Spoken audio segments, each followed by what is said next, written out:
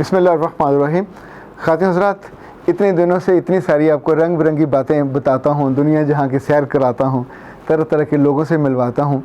इस दफ़ा ये हुआ कि एक अनोखी मुलाकात मेरी हुई। एक सास से मुलाकात हुई और सास ये होंगी 52-53 की एज में, वो तशरीफ़ लाई। इस उम्र में इतनी खूबसूरत ख़ातून होना ये इट्सल्फ एक बड़ी नेमत है। पर ये जब आप अपने आप को संभालते हैं, फ़िज़िकली कैरी अच्छा करते हैं तो होता है, लेकिन इसके साथ ज़्यादा ज़रूरी ये होता है कि अंदर से आपकी रूह का क्या हाल है। तो कि जिस्म का बराह रास्त ताल्लुक़ आपकी रूह के साथ है। तो मैंने उनसे पूछा कि आपके 2 बहुएँ हैं, 2 बेटे हैं और 3 उनकी बच्चियाँ हैं। उनमें से 2 की शादी हो चुकी, एक की अभी करनी है। तो व्हाट अबाउट योर बहूज़? तो उन्होंने जो अल्फाज अदा करने शुरू किए तो मैं सिर्फ़ उनको देखा किया। फिर उन्होंने कहा कि अख्तर अब्बास साहब, आप क्या जानो कि अगर अच्छी बहू मिल जाए तो वो उसकी लज्जत बेटी जैसी ही होती है।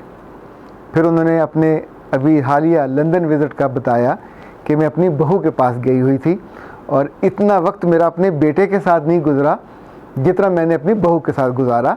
उसने कहा इनफैक्ट प्रैक्टिकली हम बिल्कुल सहेलियाँ बन गई हैं। मैंने उसको जिस तौर पे ट्रीट किया जैसे मुझको वो ट्रीट करती है।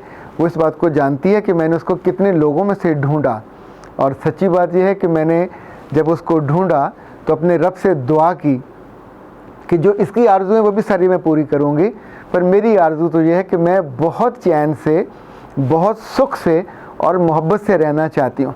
देखें, हर बहू की भी तो आरज़ू होती है कि जिस घर में जाए उसकी एक आइडेंटिफिकेशन हो, उसकी एक शनाख्त हो, उसको एक रिकग्नाइज़ किया जाए, नंबर 1।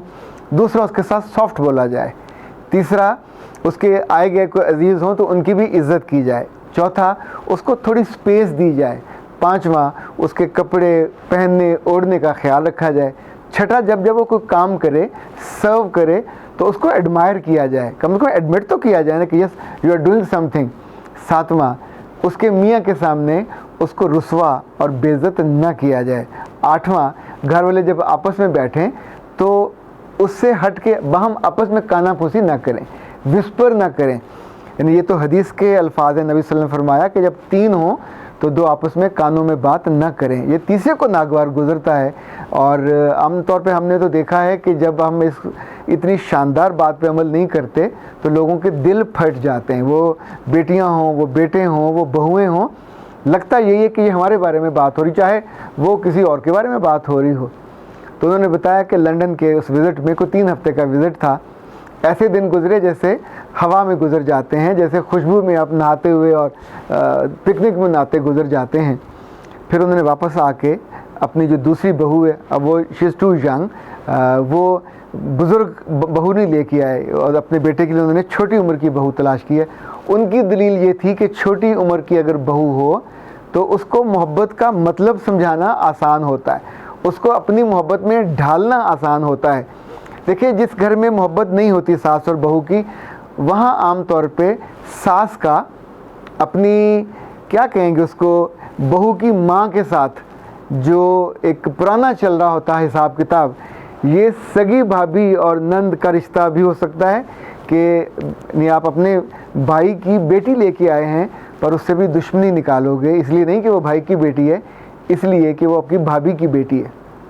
तो पुराने जितने छोटे छोटे, आप सोचें कि मेरे पास एक ऐसी खातून की शिकायत भी आई कि जिसकी बहू ने कहा कि मेरे अब्बा को फौत हुए 13 साल हो गए और जब भी लड़ाई होती है वो ये कहती हैं कि तेरे बाप के मरने पे उसका खाना हमने दिया था।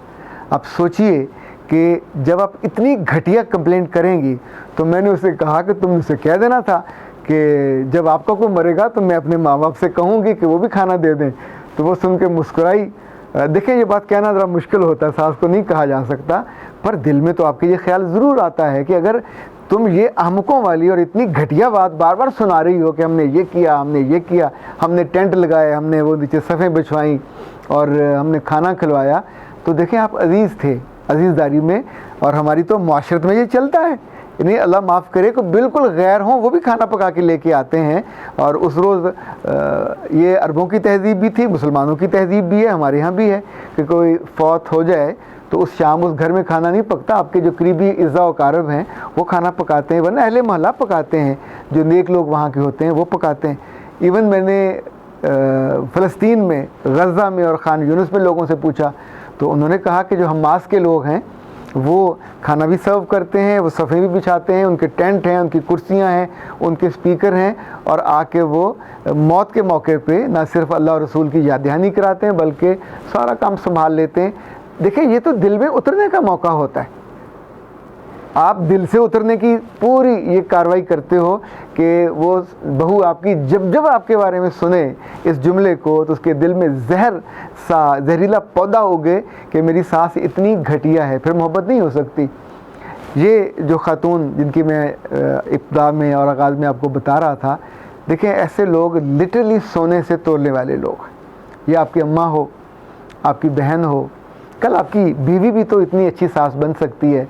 वैसे मैं इस लिहाज से बहुत खुशबख्त हूँ कि मैंने अपनी जो मदर इन लॉ हैं, अपनी सास हैं, मैंने उनको हमेशा एक आइडियल खातून पाया, मोहब्बत करने वाली। उनकी माशाल्लाह 2 बहुएँ, और दोनों बहुओं के आने पे घर में जो मामूल चल रहा था वैसा ही चलता रहा। उनके कामों पे उनको काम नहीं दिए गए, वो आराम से तब तक सोती रहती थी जब तक वो थक नहीं जाती थी। थकने के बाद वो नीचे आती थी, उनकी बेटियां काम करती रहती थी। मैंने वहाँ ये भी देखा कि कभी उन्होंने अपने बेटों के पास बेटियों की, इन बहुओं की शिकायत नहीं की। इस तौर पे जब सब आपस में बैठते थे तो उन्होंने कभी जिताया भी नहीं कि मैंने फ़लाँ बहू को, ज़ाहिर है उन्होंने काफ़ी उनको तोहफ़े तोहफ़ और जो सोना ख़वातीन देती हैं, उनकी ज़ुबान पे हमेशा वो चूँकि नफल खूब पढ़ती हैं, तस्बीह खूब करती हैं, तो अपने उन बहुओं के लिए भी दुआएं रहीं, और अब अल्लाह ने उनको साहिब औलाद किया तो उनके बच्चों के लिए भी दुआ करती हैं। मेरी खुशबख्ती ये रही कि जब जब मैं वहाँ नहीं होता तो उन्होंने हमेशा अपने अजीज़ों से ये कहा कि मेरी हमेशा से ये ख्वाहिश रही है कि मेरे बाकी भी तीनों दामाद इसी जैसे हों। देखिए, ये एक बहुत बड़ी कॉम्प्लीमेंट और खुशबख्ती है मेरी कि मुझे अपनी ही मदर इन लॉ से इतना मोहब्बत भरा जुमला मिलता है। मैं जब जब उनके यहाँ जाता हूँ, उनके हाथों को चूमता हूँ, उनके माथे पे प्यार करता हूँ, और मुझे अब चूँकि मेरी अपनी माँ नहीं है तो मुझे उनमें, अल्लाह उनको ज़िंदगी दे, उनको सेहत दे, मुझे उनमें अपनी माँ नज़र आती है। वही यानी कभी कोई दुआ लेनी हो, कभी मैंने सफ़र में जाना हो तो ज़रूर उनको फ़ोन करके दुआ के लिए रिक्वेस्ट करता हूँ। ये जो ताल्लुक़ है अपनी सास के साथ, ये दामाद का हो या बहू का हो, ये आपकी ज़िंदगी को लिटरली इतना शानदार और उम्दा बना देता है। मुझे लगता है इसको डिज़ाइन किया जा सकता है। सारी दुनिया की बुरी सासें एक तरफ, सारी दुनिया के बुरे दामाद एक तरफ, सारी दुनिया की बुरी बहुएं एक तरफ। हर तरह का मॉडल है, हर तरह का मेवा दुनिया में मौजूद है। देखें, दरख्त पे लगे लगे फल भी तो गल जाते हैं, नीचे गिर के भी उसमें कीड़ा लगा हो सकता है, पर हम हमेशा बुरे फलों के बारे में क्यों सोचें? हम खुद अच्छा फल बनने की आरज़ू क्यों ना करें? बुरे फल बनने से पहले उन पर स्प्रे करके उन्हें उन गंदी मक्खियों से बचाया जा सकता है, उन गंदी ट्रेडिशन से भी बचाया जा सकता है। करके देखें। अगर मैं गारंटी नहीं देता कि अगर आपकी सास ख़ानदानी तौर पे वो रिश्तेदार हैं और आपकी किसी न किसी अजीज़दारी उनके साथ है, फिर तो मैं बिल्कुल हाथ जोड़ के ये इनमें से कोई बात उस पर मुंतबिक नहीं होगी।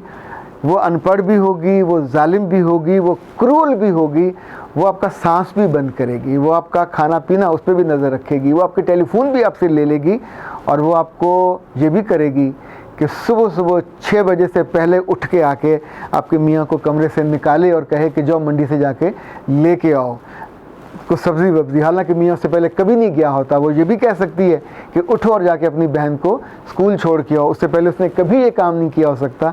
और वो इसी तरह के कितने मुतालबे कर सकती है, अलग से वो आपकी प्राइवेसी में मुखल होके। और ये भी कर सकती है कि मोटरसाइकिल पे साथ बैठ जाए, गाड़ी पे साथ बैठ जाए, और जहाँ का कह के वहाँ से सोते में से उठाया था वहाँ जाने की बजाय किसी पार्क में ले जाए और आपके साथ बैठ के कहे कि मैं गल कर नहीं सी कर सकती है, जी कुड़ी आई है इनू दबा के रखना जे, ये तेरे मामू की बेटी है, तेरे ताए की, तेरी खाला की, तेरी मासी, जो भी वो रिश्ता आपका हो। देखें, इस जालिम खातून का जहन नहीं बदला जा सकता। इस पर कोई लेक्चर, उस पर कोई तबलीग, उस पर कोई हदीस, कोई उस पर असर नहीं करती। उसने दिल में जो जंगल नफ़रत का उगाया हुआ है वो पूरे का पूरा उगेगा, उसके कांटे उगेंगे और जगह जगह जाके चुभोएगी और अपनी ज़िंदगी को कांटों से भरेगी। पर जिस खातून का मैंने ज़िक्र किया, इस तरह की अच्छी मिसालें मेरा ख्याल है हमारे मुल्क में बढ़नी चाहिए। आप अपनी बहनों के साथ अगर आपकी मोहब्बत है तो यकीनन उनके साथ भी शेयर कीजिए। कल जो सास बने तो अच्छी बनिए। अपनी बीवियों के साथ खुल के बात करनी चाहिए कि जब तेरे बेटे बड़े हों तो तू फिर पुराने बदले न लेना। देखें, बदला जब तक हम लेते रहेंगे ये जहर फैलता रहेगा, ये नफ़रत जो है आगे से आगे बढ़ती रहेगी। चूँकि आपने ये वक्त झीला है, 10 साल, 12 साल, 4 साल, 6 साल, जितने भी आपने सास के जुल्म सहे होते हैं, अगर उससे बिल्कुल बरक्स आपको एक नया घर बनाना पड़े जो बहुत ही पुख्ता, बहुत ही शानदार, बहुत ही उम्दा हो, जिस पे आपका नाम लिखा हो, आपकी नेकनामी हो, तो सोचिए ज़िंदगी कितनी अच्छी हो जाए। अख्तर अब्बास को इजाज़त दीजिए। अस्सलाम वालेकुम।